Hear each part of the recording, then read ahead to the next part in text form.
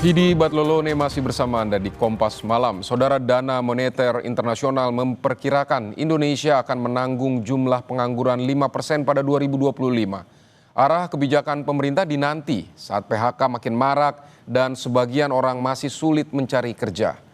Jurnalis Kompas TV, Tifal Solesa, hadir dalam ulasan Istana.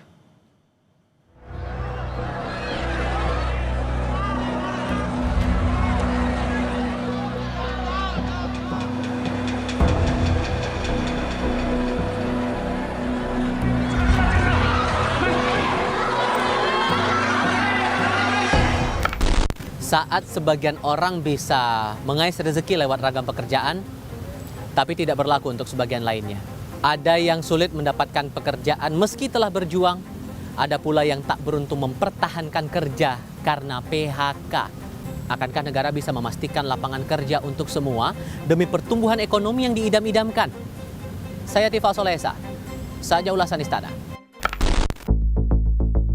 Pekerjaan layak jadi salah satu perhatian Presiden Prabowo Subianto saat menyampaikan pidato perdana usai mengucap sumpah di hadapan MPR RI 20 Oktober 2024. Saat rangkaian kampanye pemilu 2024, Prabowo Gibran menjanjikan 19 juta lapangan kerja selama menjabat. Dalam debat Pilpres, Wakil Presiden Gibran Rakabuming Raka menyebut peluang kerja akan banyak terserap di sektor hilirisasi, UMKM, dan pembangunan yang merata ke daerah. Lalu apa agenda ke depan? Kita akan lanjutkan hilirisasi. Bukan hanya hilirisasi tambang saja, tapi juga hilirisasi pertanian, hilirisasi perikanan, hilirisasi digital, dan lain-lain. Kita lanjutkan juga pemerataan pembangunan yang tidak lagi Jawa sentris. Kita genjot terus ekonomi kreatif dan juga UMKM. Kita punya 64 juta UMKM yang menyumbangkan 61% untuk PDB kita. Jika 4 langkah tadi bisa kita penuhi, insya Allah akan terbuka 19 juta lapangan pekerjaan. Kenyataannya, cari pekerjaan masih sulit meski pemerintah mendorong pembukaan bursa kerja atau job fair di banyak daerah. Angka pemutusan hubungan kerja di banyak sektor terus muncul dalam 7 bulan masa pemerintahan Kabinet Merah Putih. Badan Pusat Statistik mencatat per Februari 2025, angka pengangguran Indonesia sebesar 4,76%, setara 7,28 juta angkatan kerja. Meski persentase turun ketimbang periode Februari 2024, namun total jumlah penganggur naik tipis. Pada Februari 2024, terdapat 7,28 juta penganggur atau setara dengan tingkat pengangguran terbuka sebesar 4,76%. Angka ini lebih rendah jika dibandingkan Februari 2024 yang sebesar 4,82%. Penurunan tingkat pengangguran terbuka ini juga terjadi pada perempuan, sedangkan tingkat pengangguran terbuka laki-laki mengalami peningkatan sebesar 0,02% basis point. Penurunan tingkat pengangguran terbuka juga konsisten terjadi di wilayah perkotaan maupun pedesaan. Dalam rapat kerja dengan Komisi 9 DPR, Kementerian Ketenagakerjaan melaporkan hingga April 2025, pemutusan hubungan kerja mencapai 24.000 kasus lebih. Mayoritas tercatat di Jawa Tengah, Jakarta, dan Riau. 2024 naik 2023, ya. Kemudian saat ini sudah terdata itu adalah sekitar 24.000.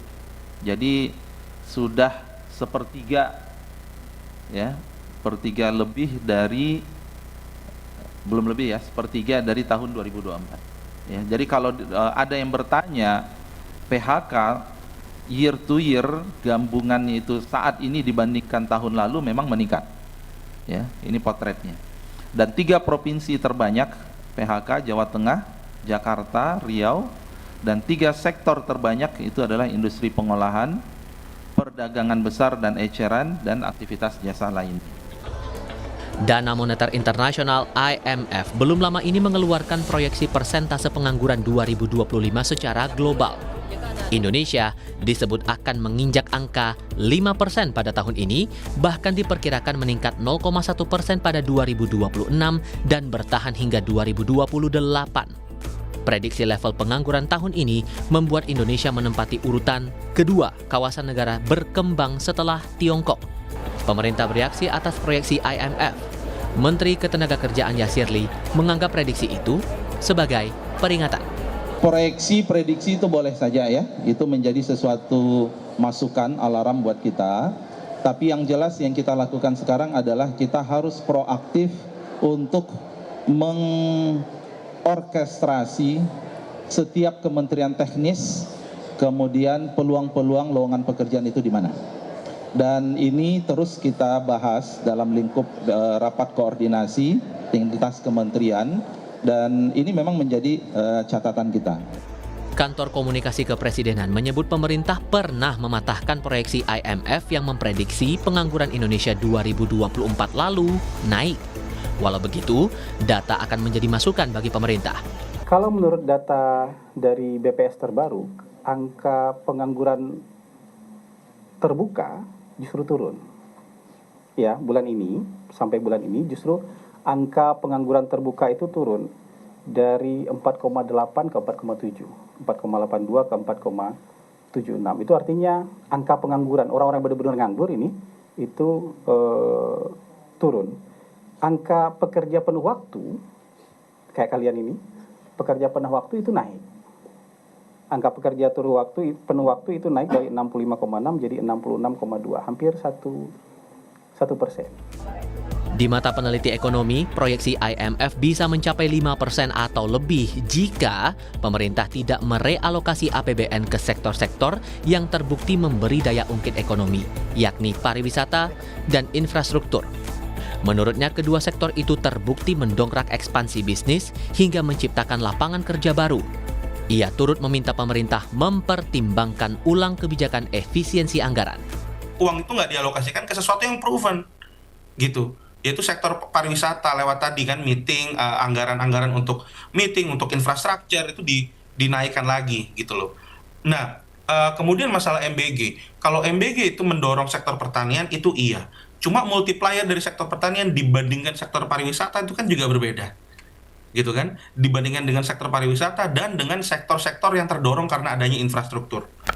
Gejolak ekonomi yang kerap muncul tidak boleh menjadi alasan bagi pemangku kepentingan menjamin lapangan kerja untuk semua. Karena pada hakikatnya hidup manusia harus tetap berjalan selayaknya, baik bagi mereka kalangan berada hingga kaum papa. Untuk ulasan Istana, Tifal Solesa, Bondan Wicaksono, Kompas TV.